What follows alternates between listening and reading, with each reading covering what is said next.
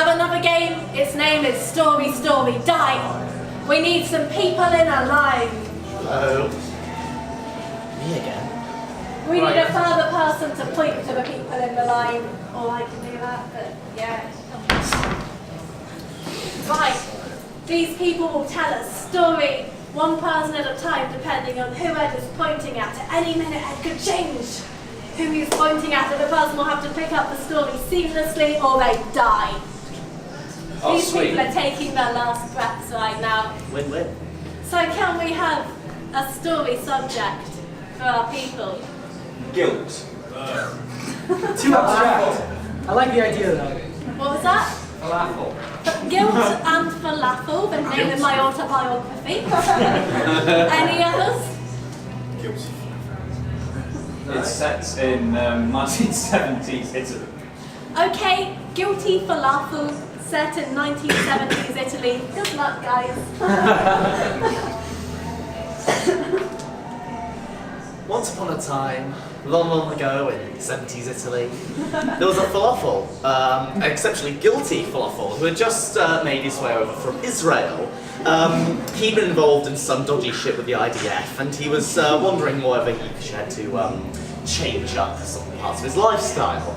Now this philosopher decided that rather than going into some of the more extreme aspects of Jewish nationalism,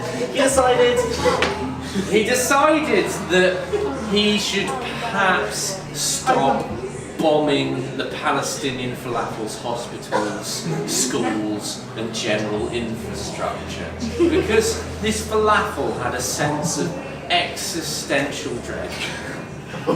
That dread led him to Italy, where the story is meant to be set. and upon arriving there, they were like, "What? What is this? What is?" Don! Gino! Don!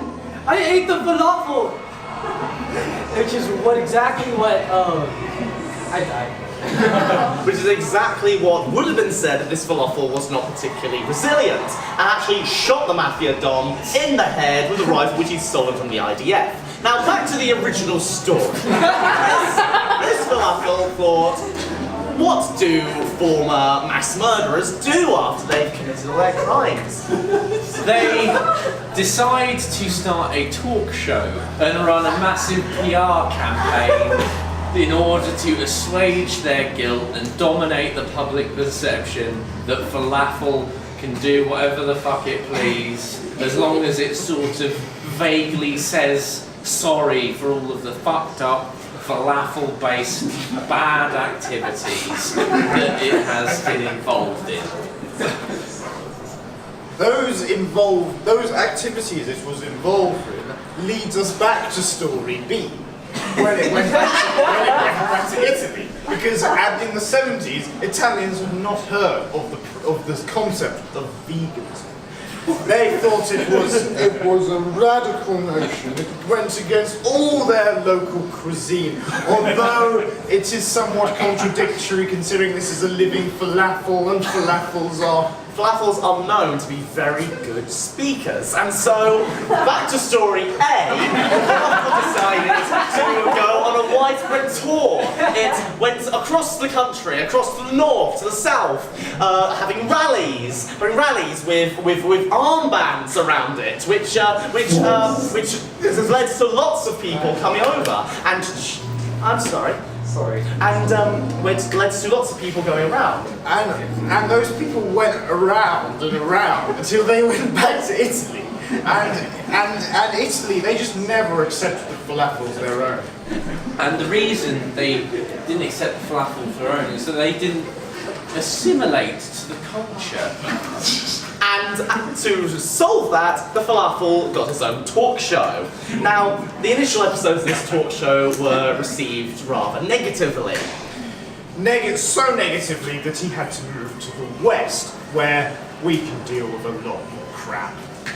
We can deal with a lot more crap because we're used to a lot more crap, there is plenty of falafel in the West. And that is where the falafel found his home, in London. Now, he tried to set up his talk show here, and actually got given an interview with Jimmy Fallon, who was there for some. His talk show was very controversial. For obvious reasons, because this falafel happened to be a disgraced TV presenter from 1980. A disgraced TV presenter who also was into wolves in a furry sort of way. And he was also a war criminal. Now, this made out to be some very shocking television.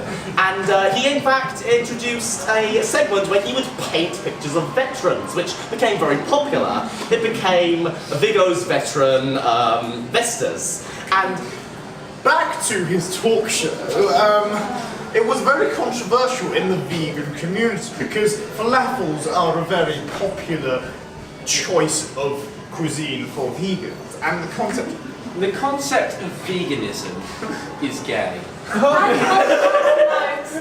See.